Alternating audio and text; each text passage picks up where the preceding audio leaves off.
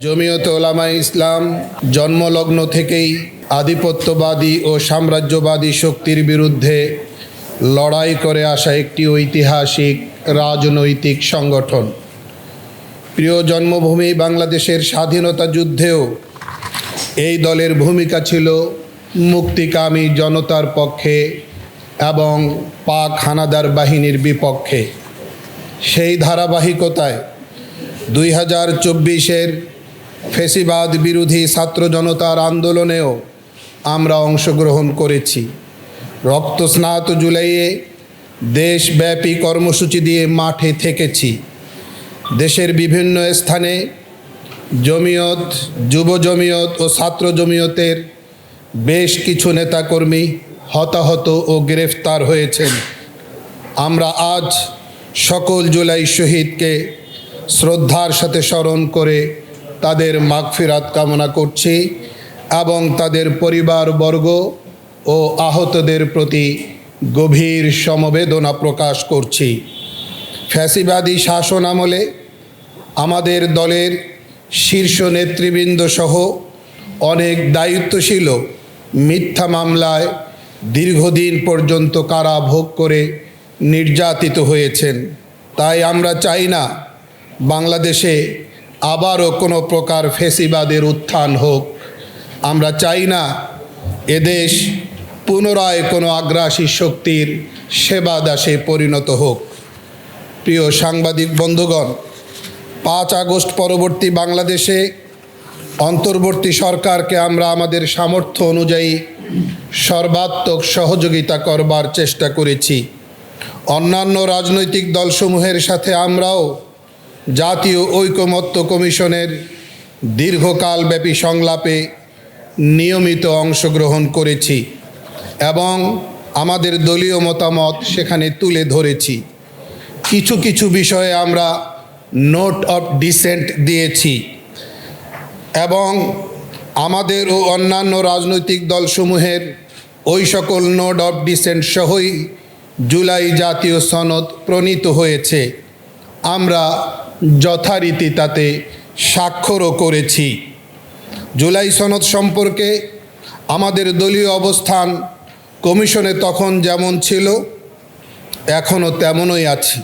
অর্থাৎ আমাদের দৃষ্টিতে সংবিধান ও জুলাই সনদ দুটোই রাষ্ট্রের জন্য সমানভাবে প্রয়োজনীয়। কেবলমাত্র একটির প্রয়োজনীয়তাকে প্রাধান্য দিয়ে অপরটিকে ছুঁড়ে ফেলার সিদ্ধান্ত আমাদের দৃষ্টিতে কোনোভাবেই সমর্থনযোগ্য নয়। সংবিধানে বিসমিল্লাহির রহমানির রহিম এবং মহান আল্লাহর প্রতি পূর্ণাঙ্গ আস্থা ও বিশ্বাস পুনর্বহাল সহ নতুন বাংলাদেশ বিনির্মাণ করার স্বার্থে যৌক্তিক যে সকল প্রস্তাব বা সংস্কারে উপস্থিত সব রাজনৈতিক নেতৃবৃন্দ নোট অফ ডিসেন্ট সহ একমত হয়েছেন, আমরা সেগুলোর পূর্ণাঙ্গ বাস্তবায়ন চাই। না হলে তা হবে দস্তুর মতো জুলাই শহীদদের রক্তের সাথে বিশ্বাসঘাতকতার শামিল। জাতির বিবেক সাংবাদিক বন্ধুগণ, আজকের সংবাদ সম্মেলনের অন্যতম বিষয় হচ্ছে যুক্তরাষ্ট্র বাংলাদেশ বাণিজ্য চুক্তি প্রসঙ্গ। গত 9 ফেব্রুয়ারি জাতীয় সংসদ নির্বাচনের ঠিক 72 ঘন্টা পূর্বে বাংলাদেশ ও যুক্তরাষ্ট্রের মধ্যে বহুল আলোচিত এই পারস্পরিক বাণিজ্য চুক্তিটি স্বাক্ষরিত হয়। বিতর্কিত ও আপত্তিকর এই চুক্তি নিয়ে অর্থনীতিবিদ, বুদ্ধিজীবী, রাজনীতিবিদ সহ দেশের সচেতন মহলে চরম উদ্বেগ পরিলক্ষিত হলেও কোনোই প্রতিক্রিয়া নেই সরকারি দল ও বিরোধী দলের মধ্যে। কার্যত তারা যেন রাষ্ট্র সংশ্লিষ্ট এরকম একটি জনগুরুত্বপূর্ণ বিষয়ে অনাগ্রহী। এমনকি নতুন সংসদের সদ্য সমাপ্ত প্রথম অধিবেশনেও এ সংক্রান্ত কোনো আলোচনা হয়নি। একজন সম্মানিত স্বতন্ত্র সংসদ সদস্য এই অসম চুক্তিটি সংসদে উত্থাপন করার দাবি জানালেও তা আমলে নেওয়া হয়নি। দেশের মানুষ ও রাজনৈতিক দলগুলো যখন নির্বাচন নিয়ে খুব ব্যস্ত, ঠিক তখন নির্বাচনের মাত্র 3 দিন আগে সবাইকে অন্ধকারে রেখে এরকম একটি চুক্তি সই করতে হবে কেন? সরকার ও বিরোধী দল কেউ এ বিষয়ে কিছুই বলছেই না বা কেন? নাকি এ ব্যাপারে তাদের কোনো সীমাবদ্ধতা আছে? এসব প্রশ্ন এখন ঘুরপাক খাচ্ছে সর্বত্র। অবশ্য বামপন্থী কিছু রাজনৈতিক দল এই চুক্তির প্রতিবাদ করেছে, আমরা তাদেরকে ধন্যবাদ জানাই। যে চুক্তিতে বাংলাদেশকে মানতে হবে 131টি শর্ত, বিপরীতে যুক্তরাষ্ট্রকে মানতে হবে মাত্র 6টি শর্ত, সে চুক্তিতে সন্দেহাতীতভাবে বাংলাদেশের লাভ যে খুব সামান্য আর ক্ষতি যে অনেক বেশি তা তো দিবালোকের মতো স্পষ্ট। সঙ্গত কারণে 32 পৃষ্ঠার এই চুক্তিকে গোলামি চুক্তি বললেও ভুল হবে না বলে আমরা মনে করি। যুক্তরাষ্ট্র বাংলাদেশ বাণিজ্যিক এই চুক্তির মূল কথাই হচ্ছে কেনাকাটার অঙ্গীকার, আর সেই অঙ্গীকারই করেছে বাংলাদেশ।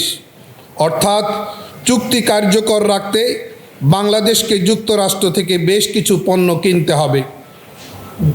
বাংলাদেশ যুক্তরাষ্ট্র থেকে বেশ কিছু পণ্য কিনতে বাধ্য, যেমন রাষ্ট্রীয় বিমান সংস্থা বিমান বাংলাদেশ এয়ারলাইন্স যুক্তরাষ্ট্র থেকে আরও বেশি যাত্রীবাহী বিমান, যন্ত্রাংশ, সেবা কিনবে। তারা 14টি বোয়িং ক্রয় করার কথা বলেছে। এর বাইরে আরও কিছু বিমান কেনার সুযোগও রাখবে। এই 14টি বোয়িংয়ের মূল্য ধরা হয়েছে $370 কোটি বা 45,408 কোটি টাকা। অথচ এর চেয়েও আরও অনেক কম দামে ইউরোপের বিভিন্ন দেশ থেকে আরও ভালো ও উন্নত এয়ারবাস কেনার সুযোগ আছে। চুক্তি অনুযায়ী বাংলাদেশি কোম্পানিগুলোকে সাহায্য করবে যাতে তারা যুক্তরাষ্ট্র থেকে জ্বালানি কিনতে পারে। এর মধ্যে যুক্তরাষ্ট্রের তরলীকৃত প্রাকৃতিক গ্যাস LNGও থাকবে। চুক্তির আলোকে বাংলাদেশি কোম্পানিগুলোকে সাহায্য করবে যাতে তারা যুক্তরাষ্ট্রের কৃষি পণ্য কিনতে পারে। এর মধ্যে গম, সয়াবিন ও তুলা ইত্যাদি থাকবে। অথচ এসব পণ্য বাংলাদেশ পৃথিবীর অন্যান্য দেশ থেকে আরও কম মূল্যে কিনে আসছে। চুক্তিতে আরও উল্লেখ করা হয়েছে যে বাংলাদেশ যুক্তরাষ্ট্র থেকে সামরিক সরঞ্জাম আরও বেশি মাত্রায় ক্রয় করবে। একই সাথে নির্দিষ্ট কিছু দেশ থেকে সামরিক সরঞ্জাম ক্রয় করা কমাবে। চুক্তির পরিশিষ্ট 2-এ যুক্তরাষ্ট্র থেকে বাংলাদেশে যে পণ্যগুলো প্রবেশের সুযোগ পাবে কিংবা সুযোগ প্রদানে বাংলাদেশকে বাধ্য করা হয়েছে তার মধ্যে ব্ল্যাক ফরেস্ট হ্যাম, চরিজো, কিলবাসা, প্রসিউটো ও সালামি সহ নানা পদের শূকরজাত পণ্য রয়েছে। অথচ শূকরজাত এসব পণ্য বাংলাদেশে আমদানি করা বাংলাদেশের ধর্মীয় মূল্যবোধ, খাদ্যনীতি ও আমদানি নীতির সাথে সম্পূর্ণরূপে সাংঘর্ষিক। একটি মুসলিম সংখ্যাগরিষ্ঠ দেশে এরকম হারাম পণ্যের প্রবেশ কিছুতেই মেনে নেয়ার মতো নয়। এক কথায় চরম বিতর্কিত এই চুক্তির ফলে নির্বাচিত সরকারের স্বাধীনভাবে সিদ্ধান্ত গ্রহণের ক্ষমতাকে রীতিমতো গলা টিপে হত্যা করা হয়েছে। এটি একরকম দাসত্বের দলিল। এটি শুল্ক হ্রাস নয়, বরং সামগ্রিকভাবে বাংলাদেশের বাণিজ্য আমদানির নিয়ন্ত্রণ কাঠামোতে কল্পনাতীতভাবে যুক্তরাষ্ট্রের প্রভাব বৃদ্ধি করবে, কমাবে রাজস্ব। তাই আমরা ডক্টর ইউনূস সাহেবের নেতৃত্বাধীন অন্তর্বর্তী সরকারের দেশ বিরোধী এই এগ্রিমেন্ট কিছুতেই মানতে পারছি না।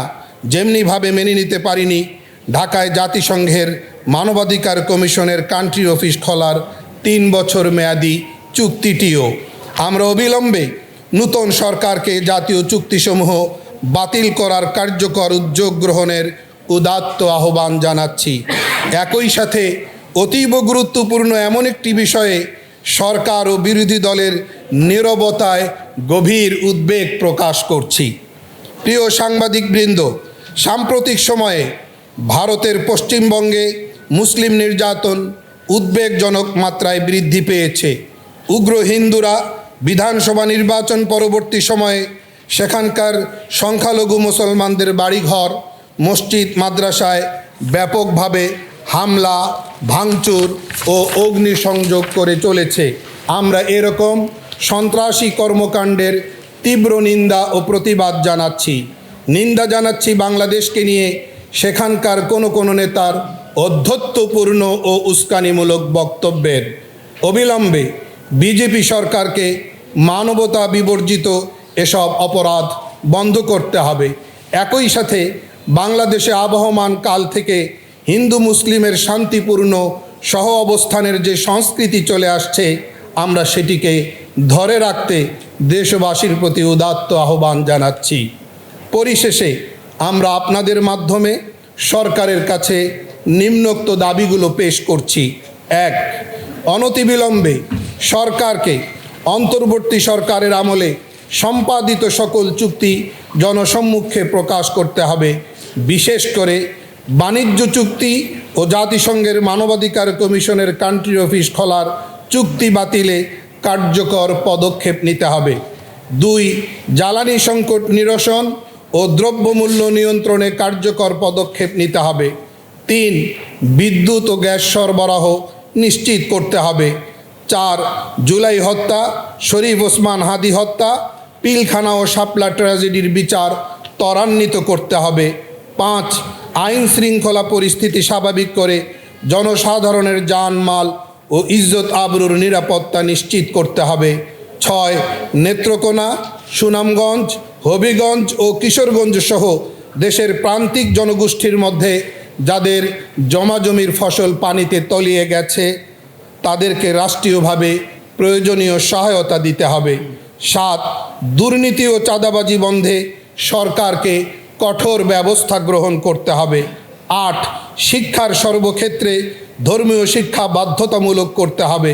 প্রাথমিক বিদ্যালয়ে গানের শিক্ষক নিয়োগ দেয়া থেকে সরকারকে বিরত থাকতে হবে এবং কওমি মাদ্রাসার জনশক্তিকে শিক্ষা প্রতিষ্ঠান ও ইসলামিক ফাউন্ডেশন সহ রাষ্ট্রের বিভিন্ন জায়গায় চাকুরির সুযোগ দিতে হবে। 9. দেশের সকল শিক্ষা প্রতিষ্ঠানে শিক্ষার উপযুক্ত পরিবেশ নিশ্চিত করতে হবে এবং শিক্ষা প্রতিষ্ঠানগুলোতে লেজুর ভিত্তিক ছাত্র রাজনীতি বন্ধ করতে হবে। 10. আসন্ন ঈদুল আজহায় কুরবানির পশুর চামড়ার ন্যায্য মূল্য নির্ধারণ ও চামড়া শিল্প রক্ষায় সংশ্লিষ্ট মন্ত্রণালয়কে কার্যকর পদক্ষেপ গ্রহণ করতে হবে। কর্মসূচি: যুক্তরাষ্ট্র বাংলাদেশ বাণিজ্য চুক্তি ও পশ্চিমবঙ্গে মুসলিম নির্যাতনের প্রতিবাদে আগামী শুক্রবার 15 মে, আমি আবার বলছি, আগামী শুক্রবার 15 মে বাদ জুমা দেশব্যাপী বিক্ষোভ মিছিল কর্মসূচি পালিত হবে। ঢাকায় এই কর্মসূচি অনুষ্ঠিত হবে বাইতুল মোকাররম উত্তর গেট। আপনাদের সবাইকে আবারও ধন্যবাদ। সভাপতি মাওলানা ওবায়দুল্লাহ ফারুকের পক্ষে মঞ্জুরুল ইসলাম আফেন্দি, মহাসচিব জমিয়তে উলামা ইসলাম বাংলাদেশ।